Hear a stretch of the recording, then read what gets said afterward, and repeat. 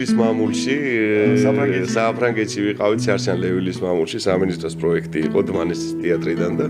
იქ წამოუღე ჩემს პატარას მოკლედ და არაჩვეულებრივი გითხრა. ხო, ერთი სიმღერა უყვარდა საწყალ მამა ჩემს და მანდა მაინც არ მღერის ამ სიმღერას არავინ და მოდი მოვსინჯოთ იქნება ვაიმე სიამოვნებები სპეციალური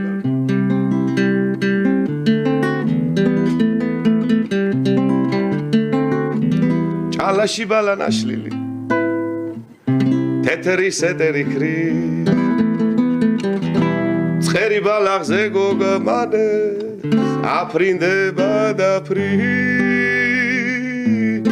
სანამდე არ აფრინდება არავინ ერჩის მწყებს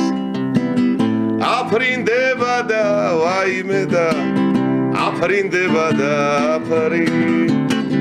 მინამა მიწაზე დავდივარ ყველას სიკეთეს ვგური ავფრინდები და ვაიმე ავფრინდები და ფრი ტყვია იწივლებს შურისა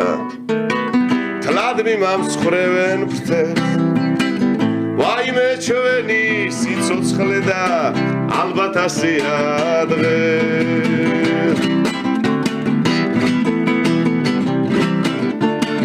ჭალაში ბალანაშლილი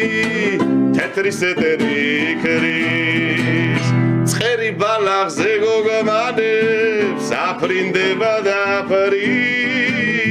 სანამდე არ აფრინდება არავინ ერჩის მწყებს აფრინდება და ვაიმე და აფრინდება და ფრი მინამ მიწაზე დავდივარ ყველას სიკეთეს ვგური აფრინდები და ვაიმე აფრინდები და ფრი შავი საფანტი იშლება თეთრი სეტერი ქრის